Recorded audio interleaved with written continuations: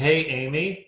Hey, Seth. Hey, we're here doing the midweek update, and we didn't just get in early and try to record this before Kurt came into work, but he has a week off. That's right. That's right. Just the two of us this week. Yes. So what's up? Well, so many things are up, but I hear there's a trivia night coming up, and I've got some questions because I thought maybe you needed some help. Do you want to hear them? Do you want to hear my questions? Oh, sure. Yeah. Fellowship Commission will be glad that you're taking this initiative here. Oh, great. Well, the first one is, who was the annual conference moderator in 1953 at Colorado Springs, Colorado, who also served as the president of Manchester University, who may or may not, I'm a little unclear, have been a member of the Manchester Church of the Brethren? Wow. Uh-huh. It's a good question, right? It is. Yeah. Here, and I thought I was good at trivia, but you're stumping me. I've got another one. Okay. So how about this one? So over the years, did the Manchester Church theologically hold a dispensational view that is more premillennialist, millennialist, or postmillennialist? That's a good question. Oh, I think about that all the time. Yes. Yeah. Well, but I don't want to give away these answers to these questions. I want to save them for Sunday night. All right. Well, these are the kind of questions you're going to have, right? Yeah. Okay. I have one more. More. Who was the first person to be baptized in the new building? Oh my goodness. That's a good question. That is a good question. Wow. Well,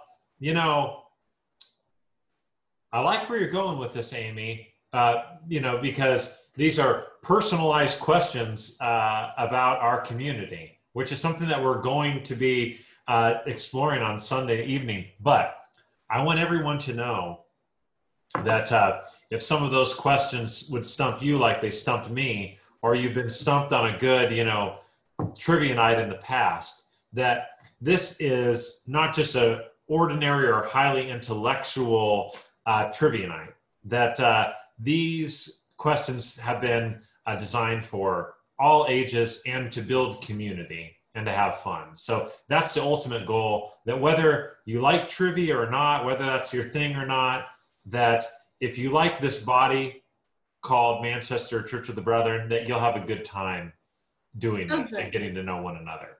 Oh, good. Well, I hope you have questions that are a lot more fun than what I just said to you. Yeah. Well, we're looking forward. Tomorrow on Thursday, people will be receiving the link, as well as just some information about the evening, and letting people know that just like how in the Zoom calls they're broken out into breakout rooms, for this evening we'll be forming teams in that same way, and then they'll always be out into that same team. So if you don't want to be on a team with the people that you're living with during these times, then you need to be on separate Zoom calls, separate bubbles, so that you'll be taken into different teams. Otherwise, if there's 4 of you or 2 of you, you'll all go on the same team, which is fine as well. There's no problem either way, just people's preference, so they can be, aware of how that works. That sounds like great planning. Yeah, well, we're looking forward to that. Fellowship Commission is excited to put this together and spend some time learning about each other and just having fun and laughing together, I think. Great. Yeah, and you wanted to share just a little bit about some things as you're getting more settled here in week 2. Yeah. It has been a great 3 weeks in North Manchester and a week and a half in ministry. And I just want to say again, we've been reiterating this on different occasions, that there are a lot of ways that we can connect. I can't just walk into Timbercrest and knock on doors, but there are lots of ways that we can connect with other folks. So there's the picnic shelter. I think Kurt mentioned that a couple weeks ago. And there's my back porch, my back patio, where we can sit apart, and there's your backyard or whoever's listening. And when we meet in person, we can create that healthy space that's outside. We can wear masks, and we can do so and listen well to the secret that rises within conversations like this. And so I'm really confident that we can do a lot to meet, to do pastoral care, to just do good listening. I've been using Zoom or Skype for 8 years doing significant conversations. And so I find it meaningful space. And so if someone wants to meet with me via Zoom, they can just email me or text me. I'll create a link and send that to them, and it'll be a good connection. And then there's the old-fashioned telephone where we can actually just talk. Our voices carry a world of care to one another. And so there are lots of ways that I'm confident that we can make some connections. Yeah, eight to 9 years doing Zoom, Amy. I'm thinking maybe we should put your name next to the tech support announcement that we put in the newsletter. So that which you know, we did put that in this week, and we'll leave that in because, you know, if you know someone, I mean, if you're watching this, you know how to find, you know, YouTube or Facebook. But if you know someone, or if there is some technology that, you know, some technology that you're not familiar with, we have some people who are tech experts who can help. They can get on a phone call. They can even get on your computer and actually share the screen and look on your computer and figure out how to do it. How to make sure that if there are any barriers that you're having right now, that, you know, we want you to be able to use that for whatever kind of connection that you're seeking in this time, whether it's with family or with the church. Yeah. And Zoom keeps adapting. In the last 3 months, they have changed a lot. So we're all learning together, and I think that's just fine. Yeah. I also wanted to say that I'm here for more than just pastoral care. I'm really listening to the voices that are saying that there's a longing for space for deeper conversations to follow up on the sermon or current topics, current concerns in the culture.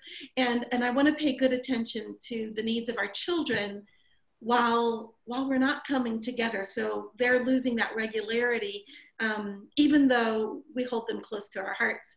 So I have a lot to learn from the education committee and from the teachers and from the kids themselves. So I'm still learning. Yeah. Well, it's good to have you here, and we thought share just a short song, a chant really, that we're going to sing on Sunday in worship. And I remember learning this song. I feel like maybe Sean Kirshner, he didn't write it, but sort of brought this chant into the Brethren circle, so to speak. I'll just sing it a couple times. Listen, listen, listen to my heart song. Listen, listen, listen to my heart song. I will never forget you. I will never forsake you. I'll never forget you. I will never forsake you. Listen, listen, listen to my heart song. Listen, listen, listen to my heart song. I will never forget you. I will never forsake you.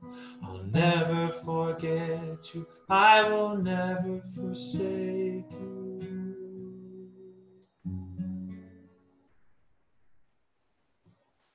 Yeah, so just a beautiful chant and words there. That looking forward to our time together on Sunday. Yeah. You have some closing words for us, or maybe a poem, I think, right? I do. I do.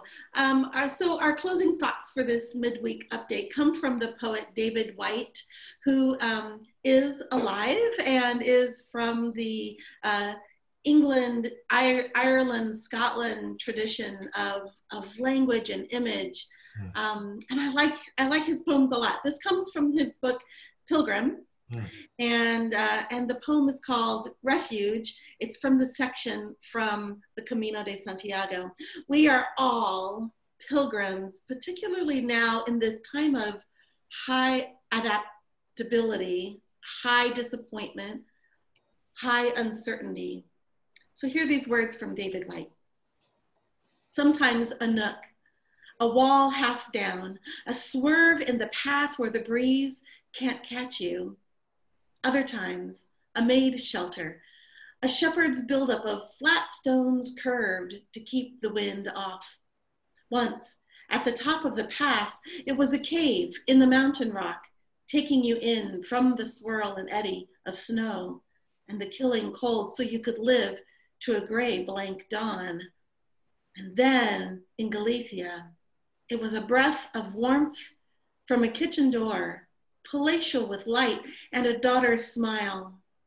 The family behind asking you in as if to say, of all shelter, traveler, you'll ever find on the road, even with those you know, the stranger's love is best of all.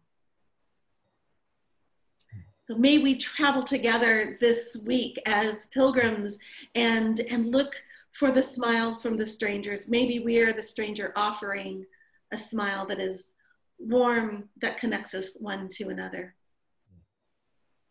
Thank you, Amy. Good to be together, and we'll see you all on Sunday. All right. Bye-bye, everyone.